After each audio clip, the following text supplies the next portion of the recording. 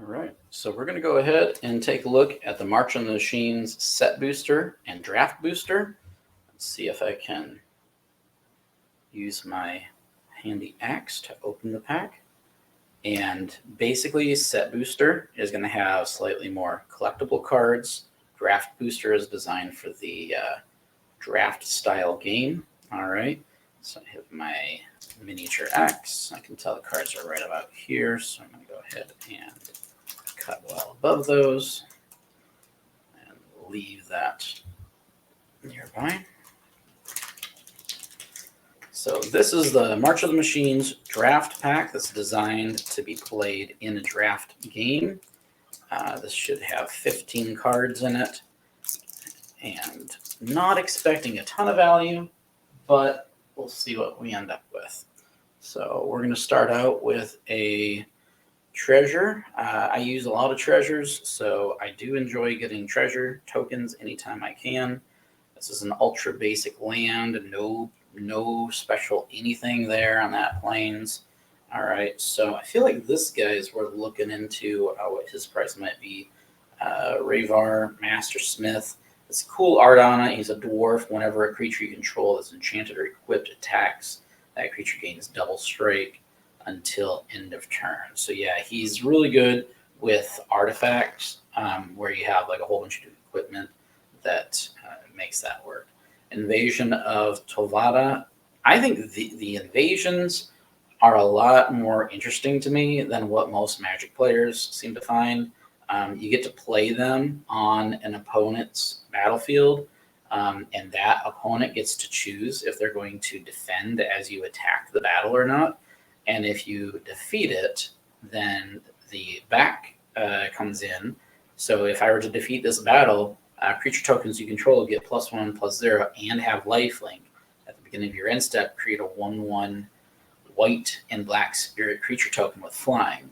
Flying is pretty cool, and I have a white and black deck that as creatures enter, special things happen, and if I can sacrifice things, special things happen. So this may in fact go into my white-black party deck from Baldur's Gate. Not super worried about the Dune Shaper. So there's a couple of white cards. So being a draft pack, I'm going to expect some cards of each color. Usually every pack, I don't remember any pack that just doesn't have a specific color in it. But here's our blue cards. Nothing that I see notable. These are uncommons here. You can tell by the silver. All right. And then we have our common cards. So that was a multicolor red-green. Now we got a blue, another white instant, scroll shift, converter beast. This one, Phyrexian beast, green. This feels like this might be interesting. It has the incubate mechanic on it, which is where you create a token that has a bunch of +1/+1s, and then later on spend 2 to change it from a token to an actual creature. So that's kind of cool. Arachnid Adaption. I feel like this is a pretty decent one. Target creature gets +2/+2, gains reach until end of turn, and then you also untap it. So this is like really, really good if someone's attacking you. You have a bunch of tapped creatures. You play this at instant speed for only 1 green. You untap one of them, and you could block a flyer with this. So that could be a really cool secret weapon. That's potentially good. Cut short. And then we have Shatter the Souls, Shatter the Source, Failed Conversation, and then Searing Barb. All right. Wild Art. That's the idea of the drafts. You get cards. They're there. I don't think there's anything there super thrilling. Let's see if the set pack has anything better. Almost always does. The interesting thing is that was a 15-card draft pack. This is only a 12-card set booster. And typically, the sets are significantly better packs because each card has more chance of being worth more than, a penny or two. So here we go.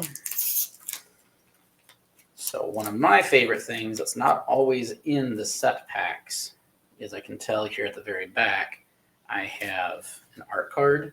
All right, pretty sure I already have that one, but you can, I really like the different art cards. They're a lot of fun to see all the different art that's been in here. So now we have a set pack, fewer cards, but hopefully more value. I see there's a little bitty symbol down here, which means this is a list card. So this is going to be one worth taking a peek at what is the actual value on this one. So go ahead and open my mana box. This particular card is Invasive Surgery. And now this one has a list card that's only 13 cents. So not thrilling. List cards are definitely where set packs get their added value, is because they could have list cards in them. So then we got common vehicle, but that one is foil, kind of cool. The Invasion of New Phyrexia. This is one of the few invasions that's a little bit more well played. I see some people play this in tournaments, but still the number of people who play invasions of any kind are very small compared to how many are out there. Invasion of New Phyrexia, yeah, this one's only $1.50. Not crazy, not big value. It is a mythic. So it's a very low valued mythic card, but not bad. Drana the Liviella, that one is going to be a rare card. Vampire Angel. Vampires and angels are both pretty popular. So I wonder if this one has some value since it's in both the vampire and angel category. But we don't really know because it has to do with how is it played. Let's see, we have Drana and, okay, it's right there. Yeah, this one's okay. So that was kind of my guess, is we have vampires and angels going on. This one's going to be a $5 card. So there we have, between the last invasion and this card, we already have our pack value from a set. I say a set is in general about $7. So that's $5 here. And then the invasion was another $1 plus all these extras that we haven't even gotten to. We'll hit our $7 pack value pretty easy on this one. So for Drana and Livia, that says Flying and Vigilance. Cool. Activated abilities of creatures your opponents control can't be activated. More cool. Drana and Liviana has all activated abilities of all creatures your opponents control. You may spend mana as though it were mana of any color to activate those abilities. Cool enough, it is going into my white-black deck. Very nice. All right. Valduk, Keeper of Flames. Cool card, but I know he's not particularly thrilling. Invasion of Ragatha. When it enters the battlefield, deals 4 damage to another target, battle, or opponent. Deals 1 damage up to 1 target creature. And then when I defeat it, it becomes a human monk with prowess. I could see this working in some decks, not one I'm going to play, though. Bounded Herd Beast just looks kind of cool. It has this fun little mechanic going on where you can cast it for a little less. Not something for my decks. Furnace Rains, gain control of target creature until end of turn. That's kind of fun, but I really don't like taking my opponent's creatures. Some people, that's the only thing they do, is they try to take other people's creatures. Just not my thing. Furnace Gremlin, I just don't play a ton of red. I'll play some red dragons, but just not something I've gotten a ton into. Halo Hopper, it's common, nothing crazy there. Cosmic Hunger, okay.